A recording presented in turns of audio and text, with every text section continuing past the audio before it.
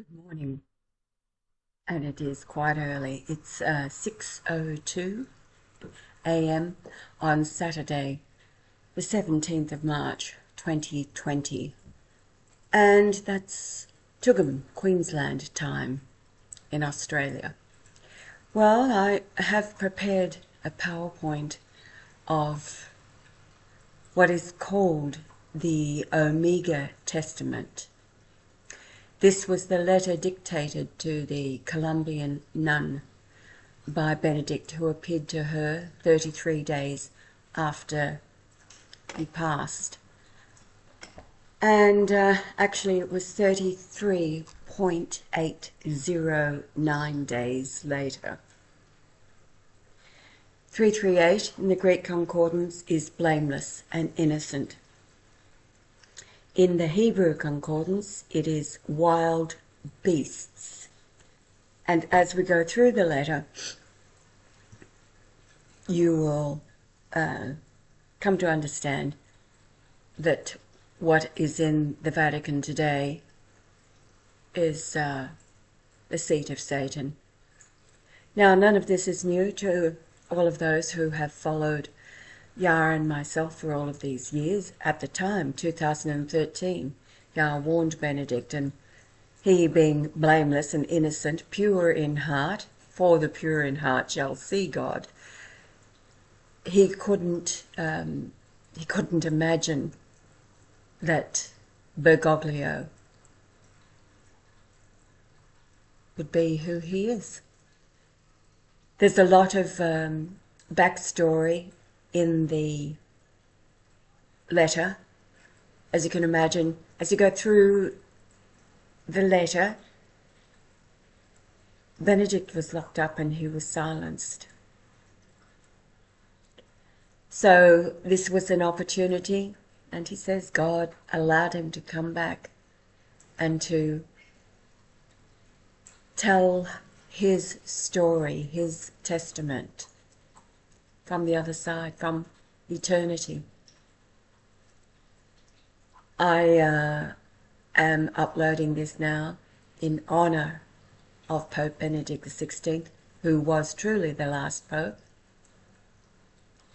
because Yah declared him so, the one and only true Pope, and the last on this side of eternity. There's a lot of speculation, of course, over on the different Catholic sites. I have come to the conclusion that people are so filled with their own arrogance, which makes them ignorant,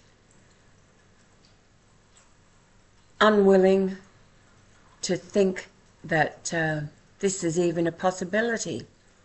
I don't know what they think that God is. All things are possible with God. That's why we're anticipating with excitement what he has next on his program. Certainly Satan has its program operating through the Vatican, which will be destroyed. And so we look forward. We honor Benedict for the sacrifice of his life. His life was for the purposes of the meeting with Yah through the email. That's as far as it got. Yah knowing full well that the Antichrist, Satan itself, would in no way roll over. So I want to highlight certain points, but for the most part, just read through it with you. And if you don't want to hear me reading, just put me on mute and read it for yourself. So here we go.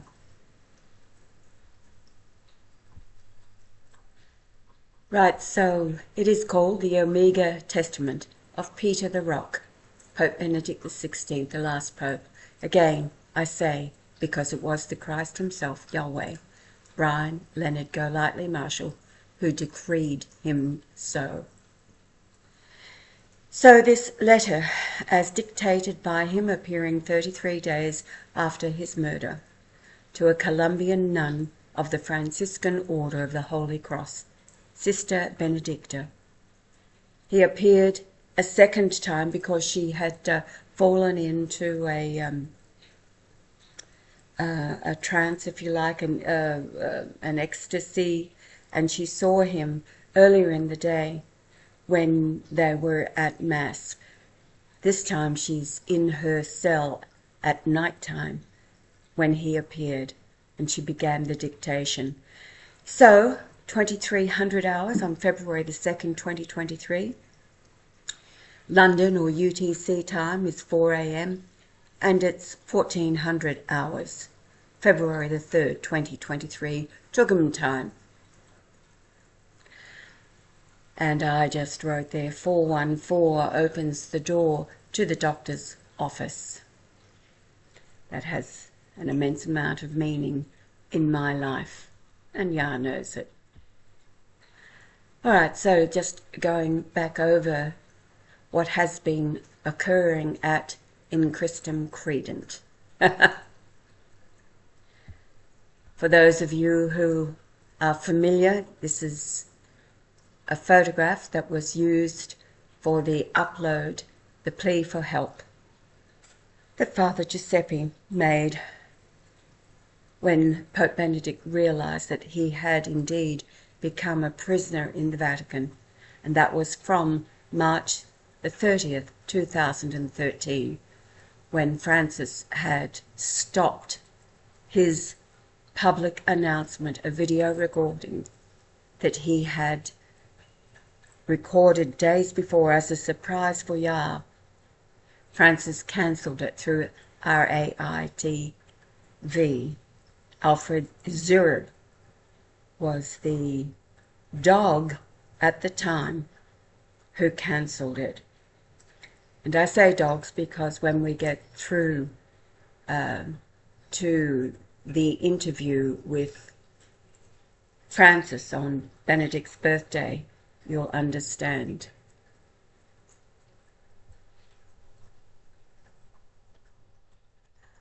All right, so getting straight into it, this is the nun writing. This time I saw him in my cell, wearing white papal robe, his beautiful emerald cross on his chest, his fisherman's ring, and his very bright red shoes. He was sitting on a chair that I have next to my bed, but the chair didn't look real.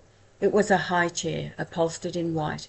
The wood that adorned him was finely carved and golden, very elegant and sober. The whole thing sparkled with a radiant glow. The white was very intense, and his skin was rosy. His face was healthy, rested, and fresh with an unwavering calm.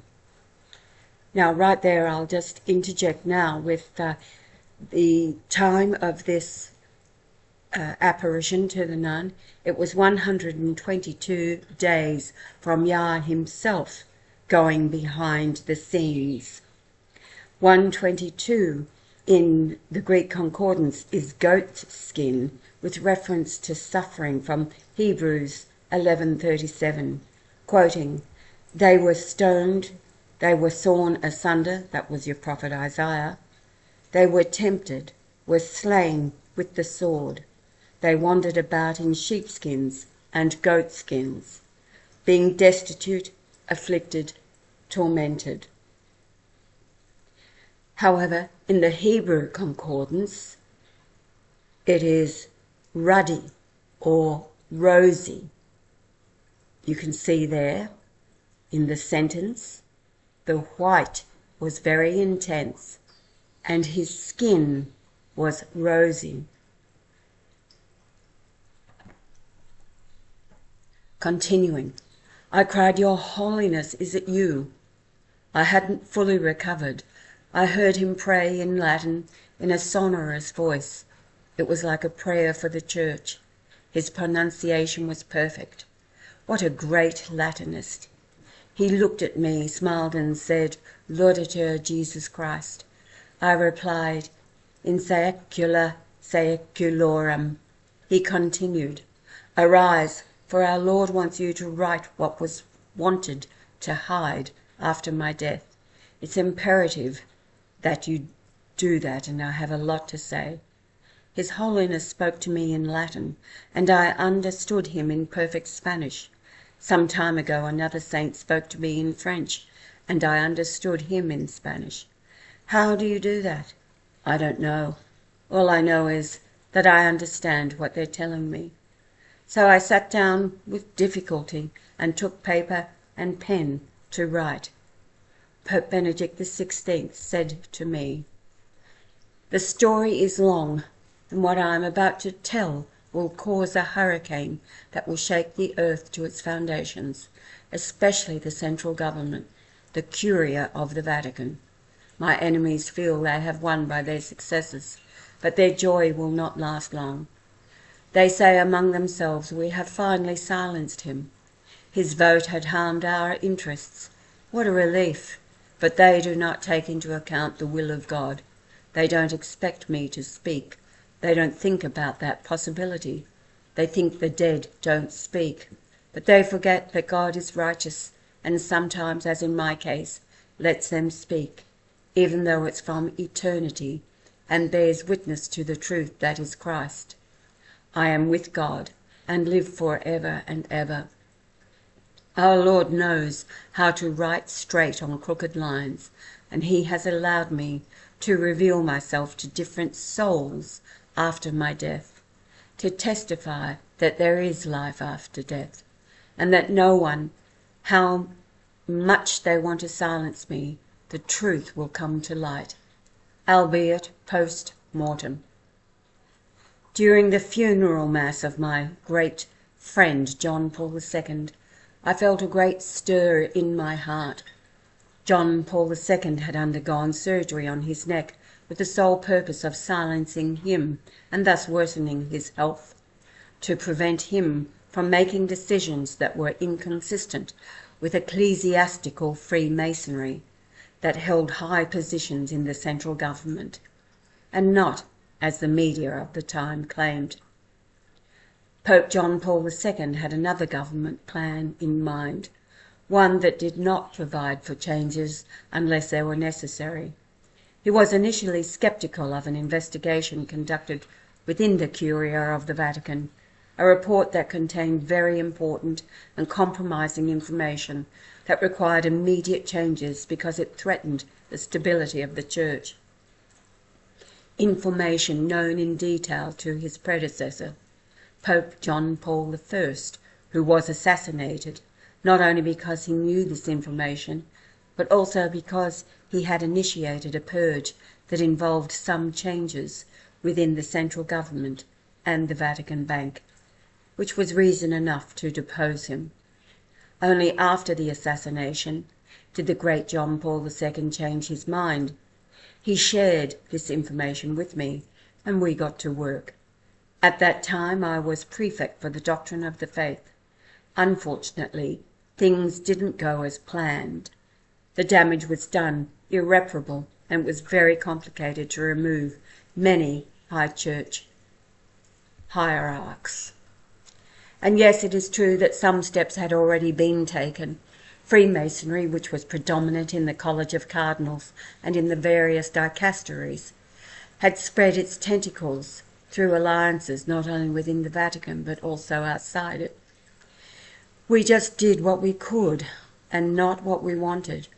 It is very difficult to work with a hostile government, as I did, and with few allies, against a majority that openly stands up as relativism and modernism in all its shadows.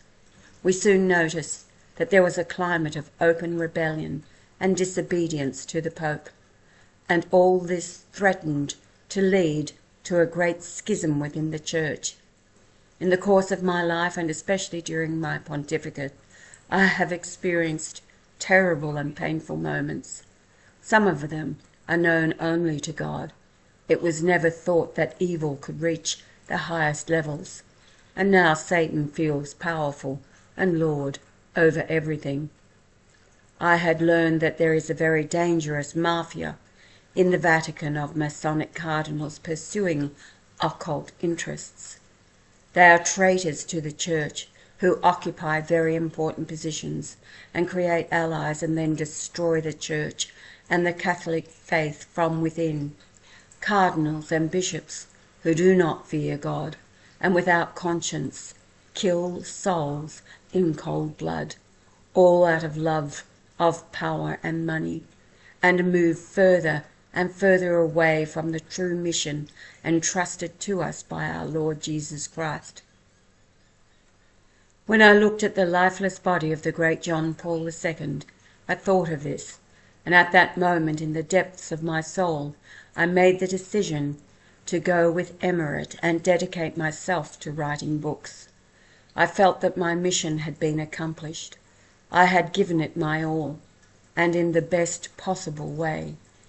Moreover, my health was not good.